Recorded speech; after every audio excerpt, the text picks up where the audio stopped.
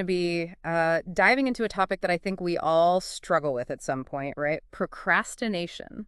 So we've got this super interesting article from MindScope, and it promises a no-nonsense look at why we put things off and, more importantly, how to actually stop doing it. Yeah, it's pretty cool how the article jumps right into the core of the issue, like it argues that laziness and procrastination themselves aren't really the problem.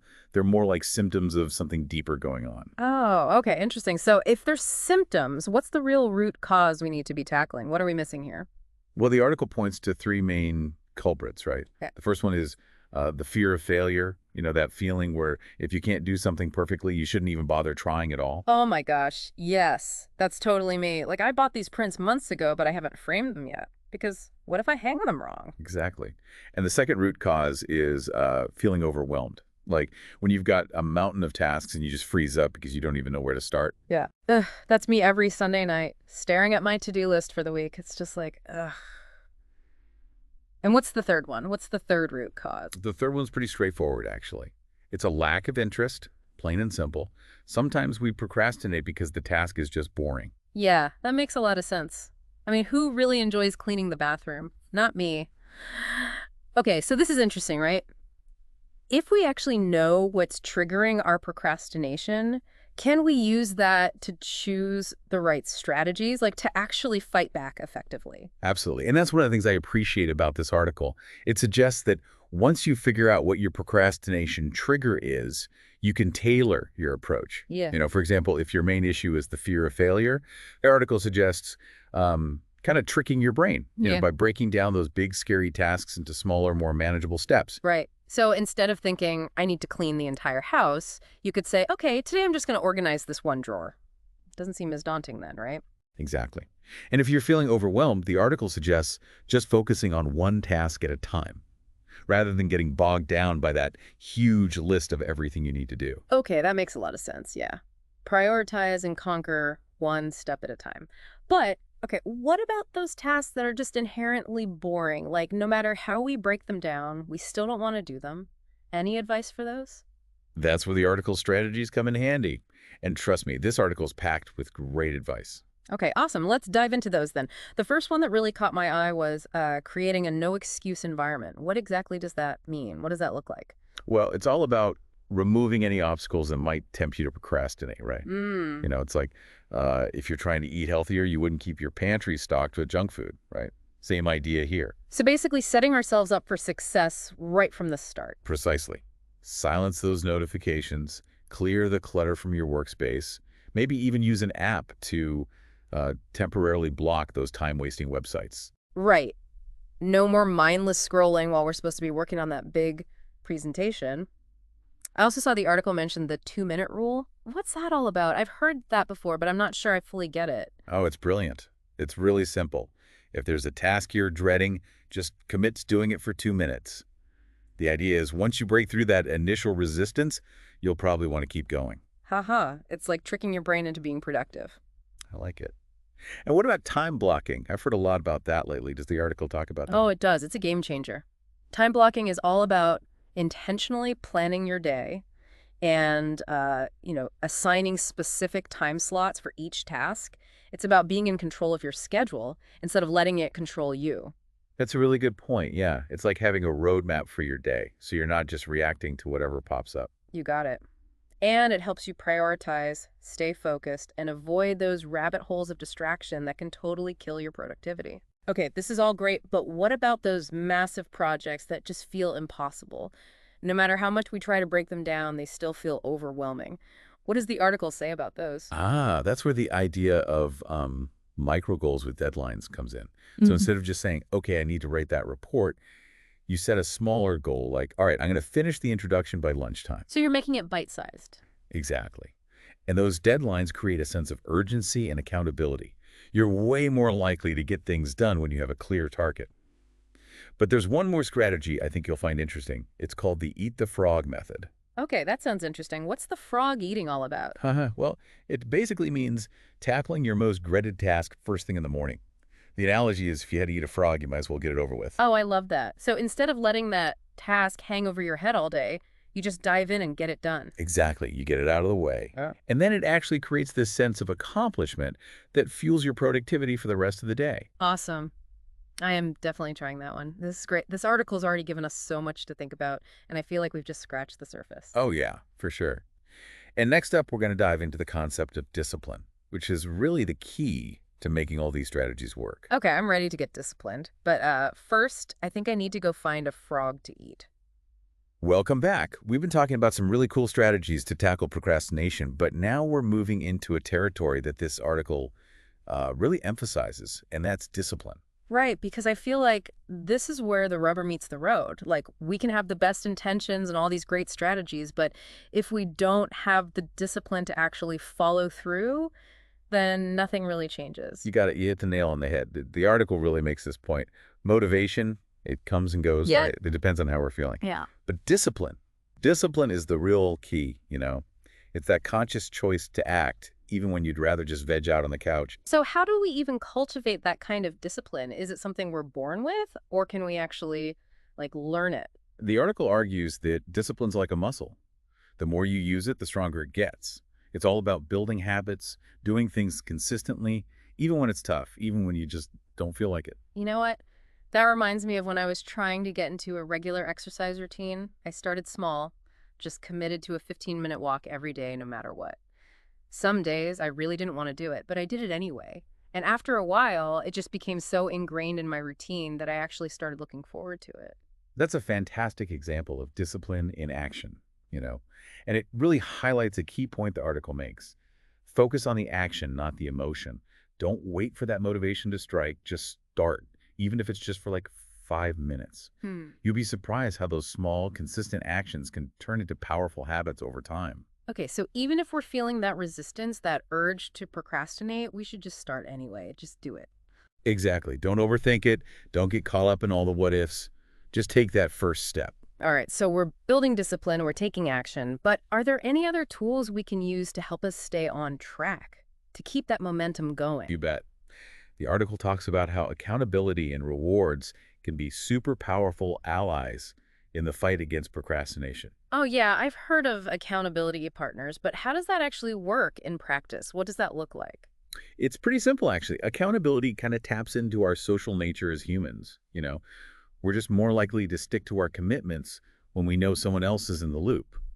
So find someone you trust, tell them your goals, and ask them to check in with you regularly. Oh, that's a great idea. It's like having a workout buddy. It's harder to skip the gym when you know someone's waiting for you. Exactly. And rewards, well, they tap into that pleasure center in our brains.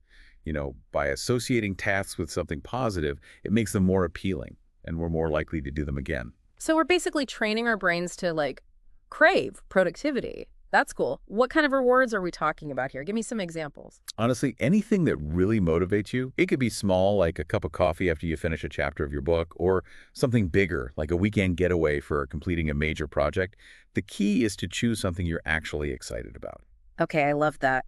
It takes the drudgery out of those tasks and gives you something to look forward to. So we've covered strategies, discipline, accountability, and rewards. What else does the article offer in terms of, like, really conquering procrastination? Well, the next section gets into this really crucial connection between self-discipline and time management. It argues that they're kind of two sides of the same coin, you know. Yeah, that makes sense. If we're not in control of our time, it's going to be really hard to be disciplined about anything. You're absolutely right. It stresses the importance of creating a schedule that works for you, and then, and this is key, sticking to it. It's about setting those non-negotiable boundaries for yourself, you know, and protecting your time. So no more saying yes to every request that comes our way. That's the idea. Learn to say no gracefully but firmly when you need to. It's also about being really efficient with your time, you know. The article recommends something called a time audit. It's basically taking a good hard look at where your time is actually going. You might be surprised how much time you waste on things like social media or just like mindlessly browsing the internet. Oh, tell me about it. I'm definitely guilty of that. But once we identify those time wasters, what do we do? How do we use that information to actually change our habits? We replace them with activities that actually align with our goals and values. So instead of scrolling through Instagram, maybe you spend that time reading or learning a new skill or working on that project you've been putting off. So by being more mindful of how we spend our time, we're not only getting more done, but we're also strengthening our self-discipline in the process. Exactly. It's a win-win for sure. And the article concludes with two practices that can really make a difference: self-reflection and a solid morning routine. Okay, I'm interested to hear more about those. Self-reflection is something I know I should do more, but I'll be honest, I don't always make time for it. Yeah, I get it. Life gets busy, right? But this article argues that regular self-reflection is so important for growth. It's about taking a step back and honestly assessing, what's working, what's not. Ask yourself questions like, did I hit my goals this week? What did I procrastinate on and why? How can I do better next week? So it's about learning from our experiences, both the good and the bad, and using that to get better. Exactly, and it ties in really well with creating a good morning routine. When you start your day with intention, you set yourself up for success right from the beginning. The article suggests things like exercise, journaling, meditation, or even just taking a few minutes to plan out your day. I've heard a lot about morning routines, but I always struggle to stick with them. Any tips for making them actually work? Consistency is key. That's the biggest thing. Start small, choose one or two things that you resonate with, and commit to doing them every single day, even if it's just for a few minutes. And try to avoid distractions like social media or emails first thing in the morning. They can really throw off your focus and set a negative tone for the whole day. So it's about creating that space for yourself, that time to get centered and set intentions before the day takes over. Yeah, exactly, yeah. It's like laying the foundation for a productive and fulfilling day. Okay, this article is full of great advice. I'm loving this. There's one idea that really stood out to me, though, that discipline equals freedom. Can you talk about that a little more? Because at first it seems a bit counterintuitive. I know, right? But it makes sense when you think about it. When we're disciplined, we break free from procrastination, you know, and we unlock our potential. We're no longer controlled by our impulses and distractions. We're in control of our lives and our choices. Exactly. And that's where true freedom lies, in the ability to choose our actions and create the life we want. But I think there's another layer to this conversation that we should explore. Oh, I'm intrigued. Tell me more. Well, we've been talking a lot about productivity, about getting things done. But what if the real key to beating procrastination isn't about doing more, but about being more mindful of why we're doing things? Ooh, that's a really good question. I like that. You're pushing us to go a little deeper here. Are you saying there's a link between our values and our ability to overcome procrastination? I think it's worth considering, yeah. What if, instead of just focusing on checking things off a to-do list, we also asked ourselves, why is this task important to me? How does it contribute to my goals? What if procrastination is telling us that we're not aligned with our purpose?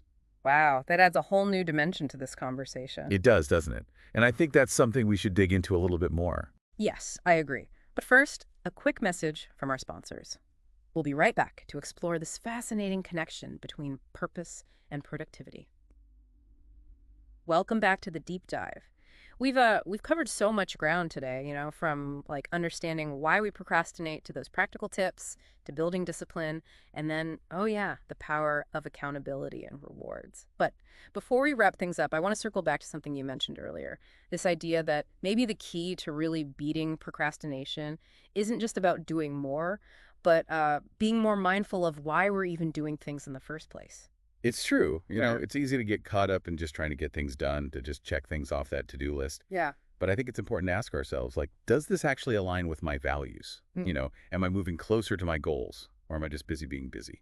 So are you saying that procrastination sometimes it might actually be a sign that we're not really on the right track, that we're not aligned with our purpose? Yeah, that's exactly what I'm saying. What if, instead of seeing procrastination as this, like, enemy we need to fight, we see it as a message, like a little nudge from our inner selves saying, hey, wait a minute, let's reassess things here. I like that. Yeah, it's like when you're driving somewhere and you just get this feeling that something's off, and then you realize, oh, I must have taken a wrong turn somewhere. Exactly. Procrastination can be that internal GPS. Yeah. It's recalibrating our route and trying to guide us back to what really matters. Okay, I love that analogy. So how do we actually tune into that internal GPS? How do we decode those messages that procrastination might be sending us? It starts with self-awareness, I think. The next time you find yourself procrastinating, don't beat yourself up about it. Instead, try asking yourself, what's going on here? Why am I avoiding this task? Is it fear? Overwhelm? Boredom? Or is there something deeper? So we're trading that inner critic for like a sense of curiosity. Exactly. Curiosity can be a really powerful antidote to procrastination. When we approach those feelings of resistance with curiosity instead of judgment, we open ourselves up to a whole new level of understanding. We might discover that we're procrastinating because the task just doesn't fit with our values, or maybe we're just burned out and we need to prioritize rest and recharge. It's about listening to those whispers of intuition, right? Those subtle cues that we often try to ignore in this rush to get things done. You got it. And sometimes those whispers are telling us we need to make a bigger change, maybe a career shift, a change in our relationships, or even just a shift in how we see the world. So procrastination, it can actually be a catalyst for growth. Absolutely. When we learn to listen to those messages and respond with self-compassion instead of self-criticism, procrastination can become a really powerful tool, for self-discovery and personal transformation. Wow, this has been such an insightful deep dive. We've really explored so many different aspects of procrastination, the psychology behind it, practical strategies to overcome it, and now this really cool connection between procrastination and purpose. It's been a pleasure exploring these ideas with you. Your insights and enthusiasm always make these conversations so engaging. Right back at you. And of course, a huge thank you to all our listeners for joining us on this journey. Remember, everybody procrastinates sometimes, it's just part of being human. But by understanding the reasons why, trying out these strategies, and maybe most importantly, listening to our intuition, we can turn procrastination from a source of frustration into like a stepping stone for growth and self-discovery. Who knows? Maybe the next time you find yourself procrastinating, you'll uncover a hidden message that leads you to a more fulfilling path. What a great thought to end on. Until next time, keep diving deep, keep exploring, and remember, sometimes the most productive thing you can do is pause, reflect, and reconnect with what truly matters.